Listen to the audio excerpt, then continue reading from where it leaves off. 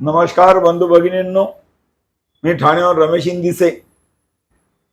मी माझ्या यूट्यूब चॅनलच्या माध्यमातून पुन्हा आपल्या भेटीस आलेलो आहे।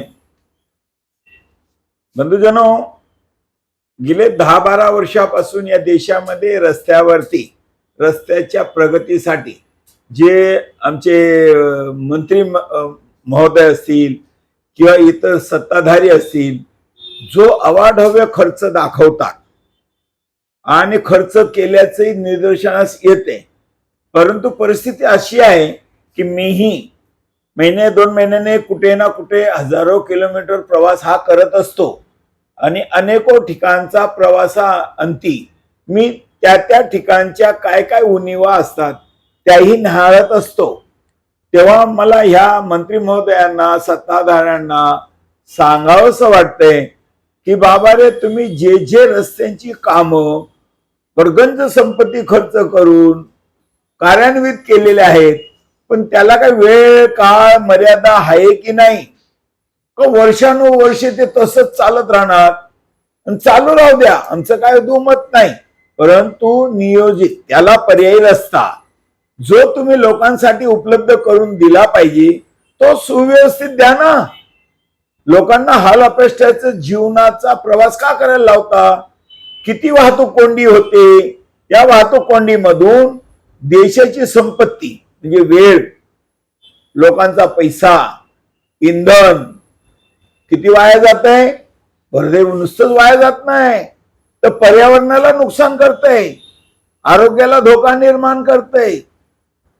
हजारो लाखो वाहनांचे स्पेअर पार्ट बदलावे लागतात, मेंटेनन्स वाढतोय आणि तुमचा झोल चालूच आहे टोलचा, तो काय थांबत नाही।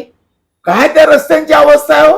आणि कुठल्या कुठल्या तुम्ही टेक्नॉलॉजी वापरलेल्या त्या रस्त्यांमध्ये, पण 5 मिनिटं सुद्धा तुम्ही सुव्यवस्थित प्रवास करू शकत नाही पूर्ण झालेल्या रस्त्यांवर।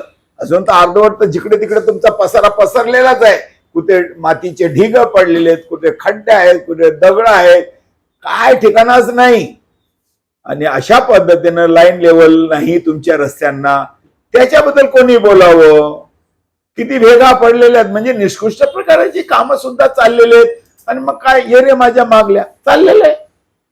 आणि जनताला तुम्ही एवढं बिझी करून ठेवलंय महागाईच्या माध्यमातून, त्याच्यामुळे जनताही रस्त्यावर उतरत नाहीये। हेही या देशाचं दुर्भाग्य आहे। आणि उठसूट तुम्ही फक्त लुटलिया काँग्रेसने लुटलिया म्हणणाऱ्यांनो, तुमच्या या 12 वर्षाच्या कारकिर्दीमध्ये किती डेव्हलपमेंट केलं तर दाखवा ना मला, किती प्रगती केली ते तर दाखवा। आणि का खोटं बोलता? तुमचा प्रमुख तो लबाडी बहादर आहेच, हे जगाने कबूल केलेले, जगाला मान्य झालेलं आहे, पण तुम्ही सुद्धा तीच री का ओढता? तुम्ही तरी सत्य बोलायला शिका। किती खोटं का? कशासाठी?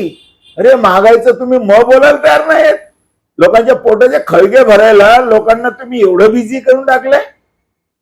कुठल्या अर्थाने तुम्ही वचन दिले ती महागाई कम करेंगे, यूं ही 2-2 करोड नौकरी हर साल देंगे?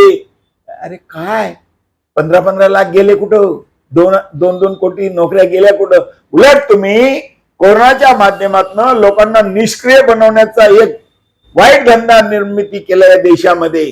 भावाला ठेवला नाही, बाप बेट्यांमध्ये बाप बेट्यांना तोडलं नाही, अनेक वर्ष लोकांना तुम्ही घरात डांबून ठेवले, दहशत निर्माण केली आणि लोकांच्या जीवाशी खेळ खेळून तुम्ही निष्क्रिय बनवलेत लोकांना आणि नोकऱ्या घालवल्यात लोकांच्या।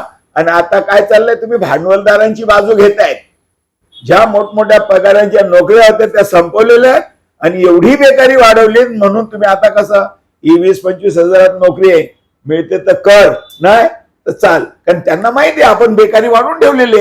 एक धुंडो 1000 मिलेंगे, एक धुंडो 1000 मिलेंगे, मग कशाला कोणाला 50 ना 60 हजार ना 80 हजार पगार द्या? करतोस का 20-25 मध्ये कर, आणि ते चांगला घाण्यात जसं ऊस पिळतात ना तसं त्याचं क्रीम काढेपर्यंत त्याला पिळून घ्या तुम्ही। मजबुरी आहे लोकांची, काही करतात।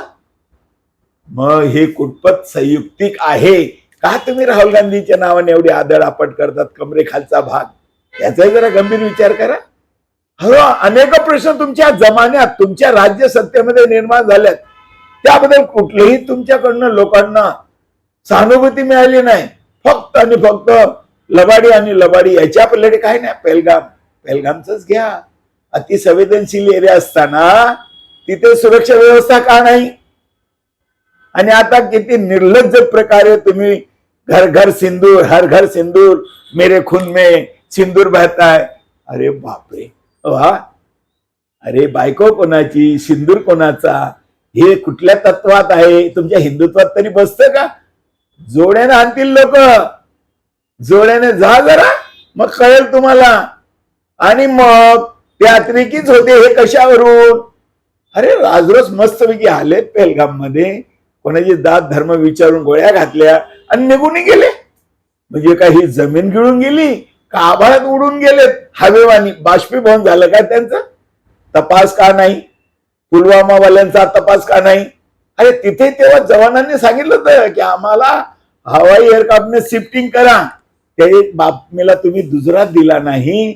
आणि पुलवामा मध्ये 40 नौजवान, 41 लोक कसे ठार करून घेतले? आरडेक्स आलंच कसं? तो तपास कधी लागेल? तो तपास कधी लागेल? ईव्हीएमच्या विरोधात तुम्ही एवढी आरडाओरड करत होता, मग आता संपूर्ण भारतच बोंब मारतोय ईव्हीएम हटाव देश बचाव. मग आता तुमच्याचकडे सत्ता आहे ना, तुम्ही एकदाच ही कटकटच बंद करून टाका ना. होय, आम्ही पण डिमांड करतोय की ईव्हीएम हटाव देश बचाव. आणि मग होऊन जाऊ दे, दूध का दूध, पाणी का पाणी. हा चोरलेल्या विजयात किती आनंद उत्सव साजरा करणार बघा जरा. तुम्हाला एकतर देशभक्तीचे, राष्ट्रभक्तीचे सर्टिफिकेट वाटायचा आणि गोडवे गायचा खूप शौक आहे चड्डीवाल्यांनो, आहे की नाही? मग एवढं तर पुण्यकर्म करा. ईव्हीएम हटाव देश बचाव. इथेच थांबतो बंधूजनो. माझा हा चॅनल आवडला, सबस्क्राईब करा, पुढे पाठवा. धन्यवाद. रमेश इंदिसे, ठाणे.